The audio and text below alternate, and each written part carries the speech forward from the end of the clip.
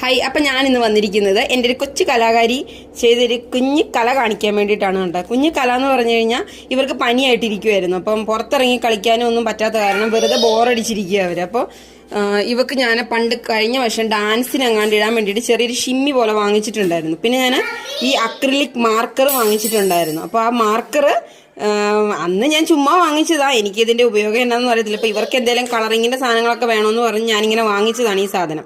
അപ്പം ഞാൻ നോക്കുമ്പം ഇത് നേരത്തെ ഇവർക്ക് ഞാൻ എടുത്ത് കൊടുത്തിട്ടുണ്ടായിരുന്നു. അപ്പോൾ അവരതിങ്ങനെ ഡ്രസ്സിലൊക്കെ ഇങ്ങനെ വരച്ച് വെക്കുമായിരുന്നു. അപ്പോൾ ശരിക്കും അവർ പറഞ്ഞത് ഇത് ഡ്രസ്സിൽ പെയിൻറ് ചെയ്യുന്നതെന്നാണ് അവർ പറഞ്ഞത്.